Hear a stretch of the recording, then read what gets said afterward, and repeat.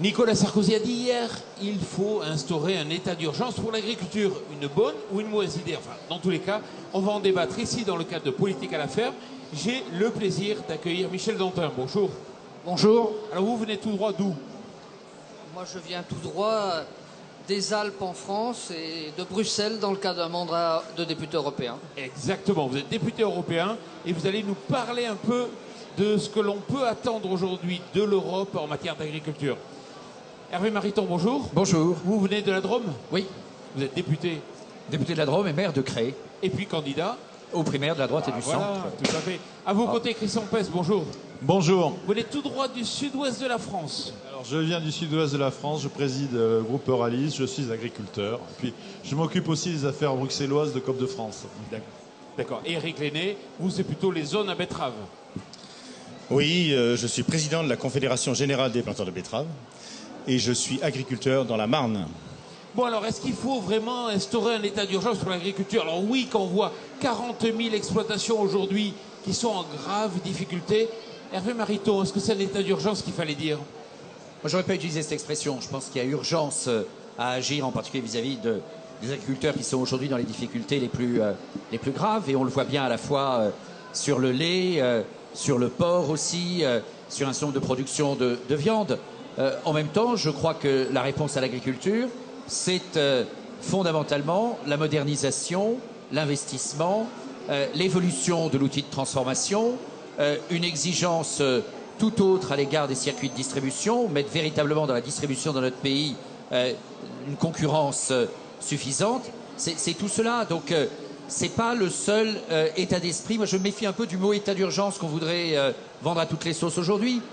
Urgence à l'égard de certains agriculteurs, la réponse est oui. Au reste, on a besoin d'un certain nombre d'actions. On en discutait avec Xavier Belin ce matin.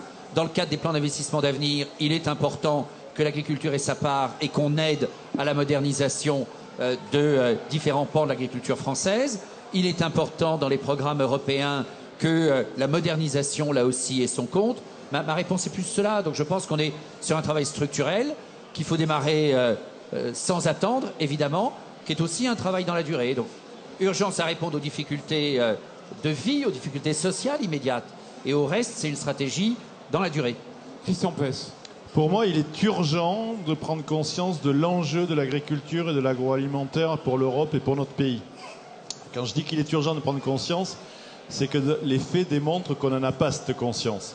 La politique agricole n'accompagne pas réellement les enjeux liés à l'agriculture, malgré les efforts de chacun dans son coin, hein, mais clairement, on ne répond pas aux objectifs, on ne répond pas aux termes de la volatilité des prix. On est en plein dedans aujourd'hui. Hein.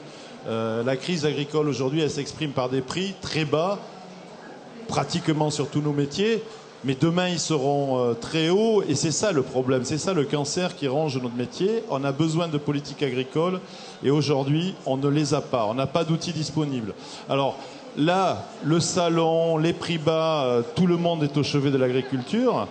Il faut l'être de façon beaucoup plus persistante, c'est-à-dire que quand ça ira mieux, je veux aussi qu'on bâtisse les conditions d'une agriculture performante, d'un agroalimentaire performant. Et simplement, nos grands concurrents dans le monde, qu'on parle des États-Unis, qu'on parle du Brésil, qu'on parle même du Japon, qu'on parle ont cette conscience aussi, de la Chine. des voisins, de l'Allemagne. Vous avez tout à fait raison. Les Pays-Bas. Au sein de l'Europe même, on a des concurrences et la France a besoin de faire valoir sa voix là. Michel Dantin, l'Europe, quand on voit Stéphane Le Foll qui se tourne vers l'Europe en disant il n'y a que l'Europe qui peut arranger la solution, c'est quoi? Oui, c'est se défausser. Parce que je pense qu'il y a deux problèmes. Il y a effectivement un problème de volatilité des prix, il y a un problème de politique européenne, d'outils européens. Dans les dernières réformes, les États ont clairement manifesté leur volonté de se désengager de la gestion des marchés. C'est très clair. C'est la raison pour laquelle nous avons mis dans la réforme en place un certain nombre d'outils dans les mains des acteurs, mais ils n'ont pas eu le temps de s'en saisir. Je pense au fonds de mutualisation, je pense aux organisations de producteurs, je pense à ce qu'on a fait en matière de droit de la concurrence. Et puis, il y a des problèmes franco-français. Il est clair que la crise est aujourd'hui européenne, elle est conjoncturelle dans l'ensemble de l'Europe, elle est structurelle chez nous, où l'accumulation de charges depuis 15 ans à limiter les capacités d'investissement. Et aujourd'hui, ce n'est pas simplement les exploitations agricoles, c'est aussi les outils de filière qui doivent être réfléchis pour retrouver tous ensemble une compétitivité. Aujourd'hui, les filières françaises sont incapables de générer suffisamment de valeur ajoutée pour en transférer une part qui soit une part normale et respectable jusqu'à l'agriculteur. Alors, Éric Lenné, vous êtes là. Alors, c'est vrai que, Michel Dantin, les betteraviers, ils avaient mis en place un système qui était organisé avec des outils de régulation. Ça fonctionnait bien, ça ne coûtait pas 1 euro aux contribuables. Et l'Europe leur a demandé de démonter cette régulation. Comment l'expliquer? Il y a un vieux système qui avait notamment été monté en France, qui avait ensuite été étendu au niveau européen pour une période temporaire. La masse des États et les producteurs d'autres pays, je ne parle pas des producteurs français, les producteurs d'autres pays se sont battus avec virulence pour qu'on arrête le système d'une agriculture administrée. Éric Lenné. Oui, c'est exactement ce qui s'est passé. C'est ce vent de libéralisme qui a soufflé sur Bruxelles et qui a fait que la fin des quotas laitiers en 2015 et puis nous concernant, nous allons semer nos dernières betteraves au printemps 2016 sous le régime des quotas. Et en même temps, cette réforme était sans doute devenue nécessaire puisqu'il y avait eu cet accord tout sauf les armes qui ouvrait le marché européen aux pays ACP et PMA en franchise de droit et en franchise de quantité. Donc de toute façon, si on était resté sous un régime des quotas avec un prix autour de 630 ou 700 euros, évidemment qu'on aurait été un véritable aspirateur de ces sucres.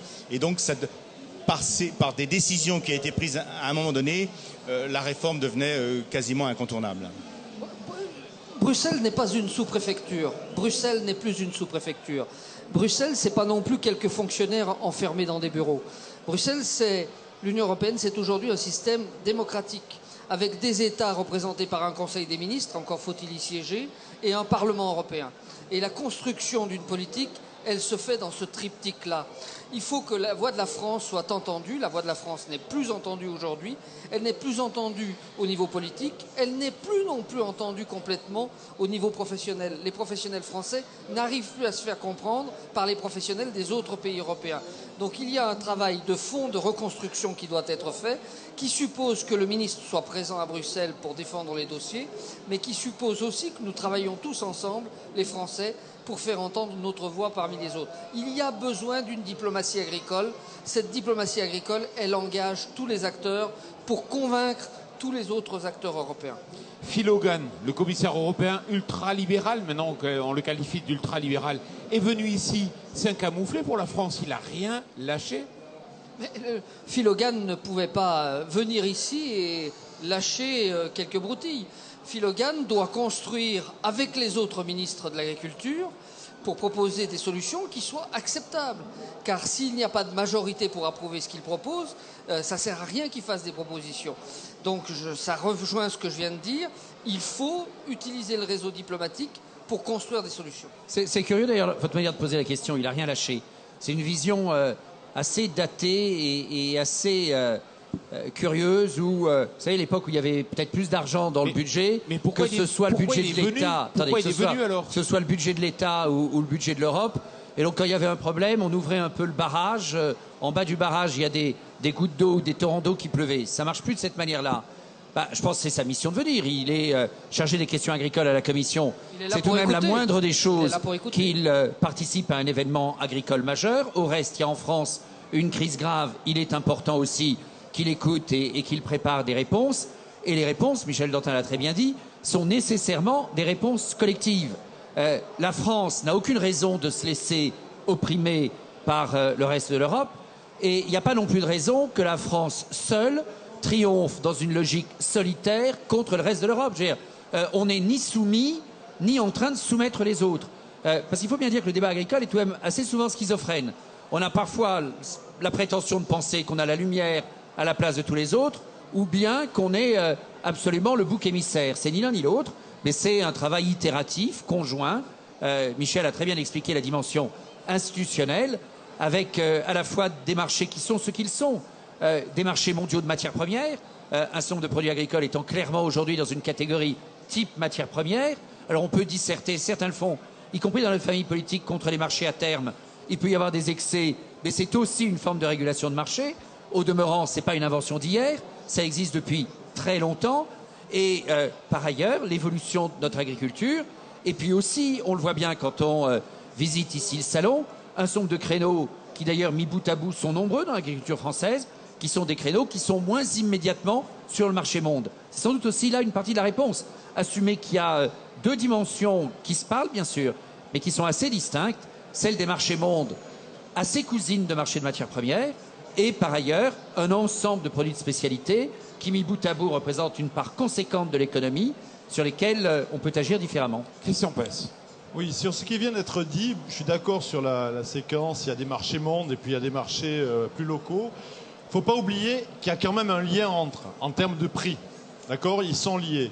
Alors je viens sur la première partie, le marché des commodities, mais qui fait, n'oublions pas que les 5 ou 6 grandes premières matières agricoles, le blé, le maïs, le colza, le soja, le riz, c'est 80% de l'alimentation de la planète, hein, soit consommé directement, soit transformé en poulet, en vache, en cochon, en lait, etc. Et que ces marchés, si on les livre au seul marché, ça ne marche pas. Et ça, on en fait la démonstration. Parce que l'agriculture ne peut pas être livrée à la seule main du marché pour des raisons qui seraient trop longues d'expliquer ici, mais on peut le démontrer aisément. Donc on a besoin de régulation sur ces marchés-là. On ne s'en sortira pas. Aujourd'hui, les pires ennemis de la régulation en demandent. Enfin, moi, je fréquente mes collègues danois, de l'Europe du Nord, etc., qui, quand tout va bien, alors là, il faut surtout pas leur en parler. Aujourd'hui, ils en demandent. Parce qu'ils sont au tapis, comme les paysans français. Et ils ont les mêmes problèmes. Bon, donc il faut d'abord qu'on se convainque de ça, que la politique doit avoir une action sur ces marchés. Et je le répète, ailleurs dans le monde, c'est le cas. Il n'y a que l'Europe qui désinvestit, y compris budgétairement, par rapport à son agriculture. Que l'Europe.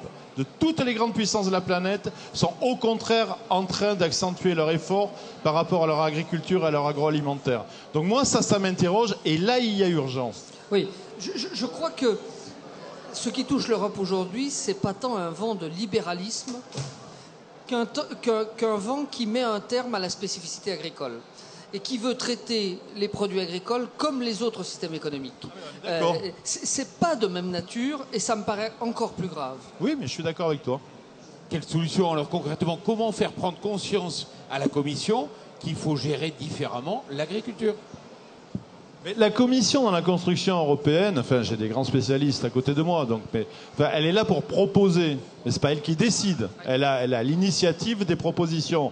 Il faut qu'après les autres partis, les gouvernements d'un côté et le Parlement de l'autre, et le Parlement est l'élément neuf, on va dire, là-dedans, fassent leur job de politique. Voilà, tout simplement. Moi, je suis un Européen convaincu, mais je suis parfaitement d'accord avec ce que vous venez de dire. La Commission a un rôle de préparation et de mise en œuvre qui est important, mais ça n'est pas un rôle de décision politique.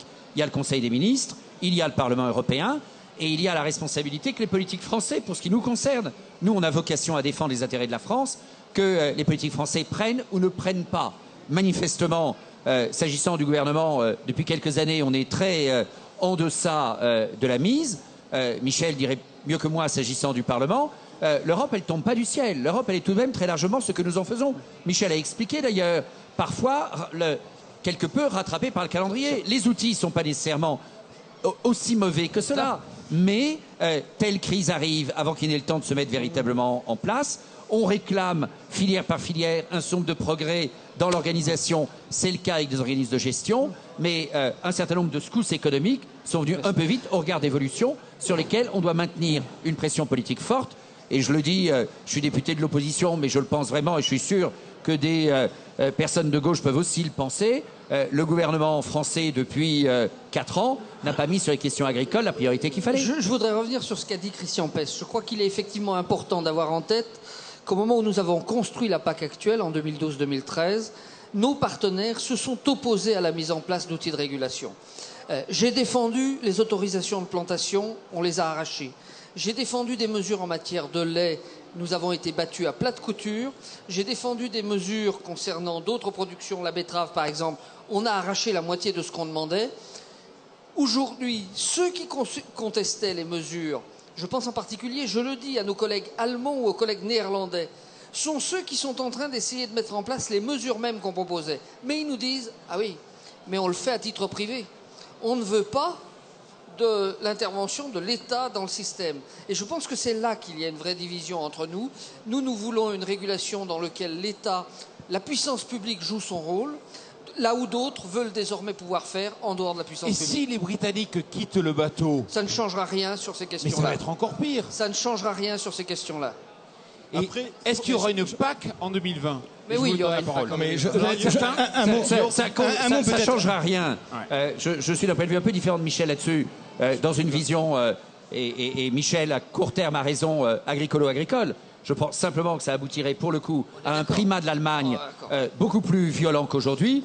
Et pour le coup, Oui. on serait beaucoup plus à la ramasse à courir après les Allemands chaque fois qu'il faudrait définir Ça la nécessite que politique la européenne. France reprenne toute sa place. Éric, dans un le mot, système c'est pas européen. gagné d'avance. Un mot quand même de l'Europe dans le cadre des négociations internationales.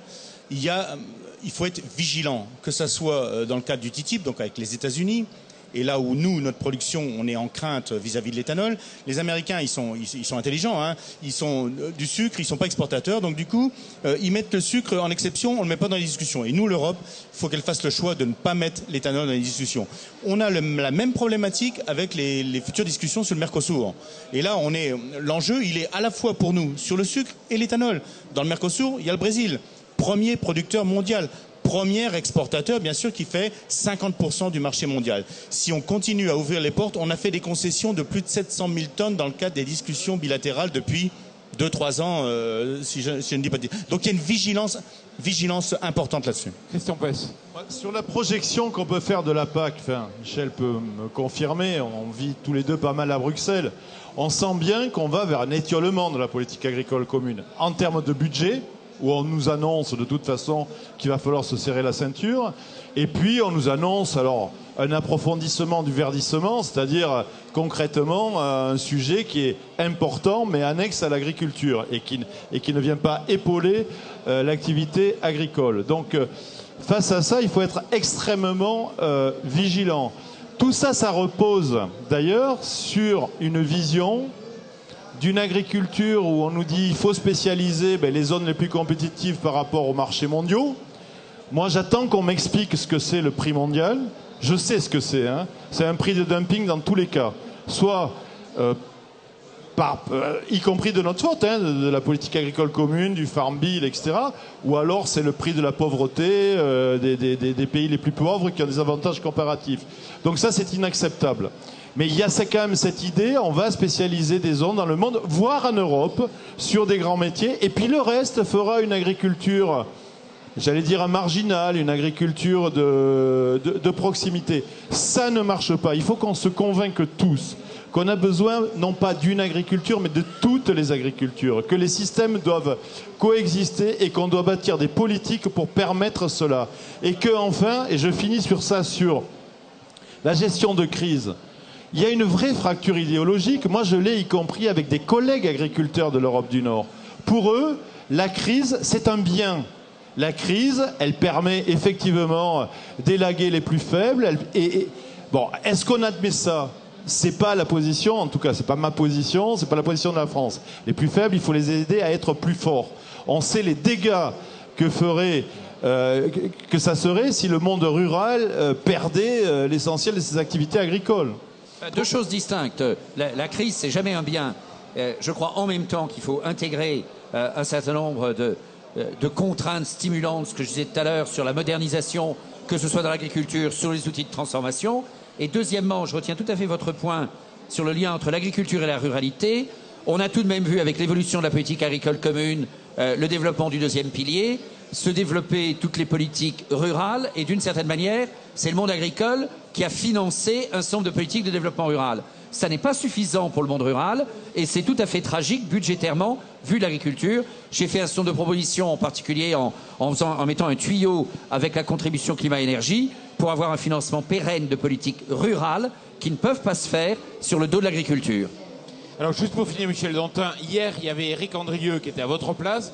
C'est un député européen aussi. Il est socialiste, mais vous travaillez quand même de façon consensuelle entre eurodéputés, il n'était pas du tout aussi confiant de vous qu'il y ait une PAC en 2020. Une PAC digne de ce nom. Tous les États du monde, tous les grands ensembles, ont toujours eu une politique alimentaire mondiale. Une politique alimentaire. Cette politique alimentaire, elle s'appelle en France et en Europe la PAC. Il y aura donc une PAC au-delà de 2020. Est-ce qu'elle doit rester ce qu'elle est aujourd'hui? Personnellement, je réponds non.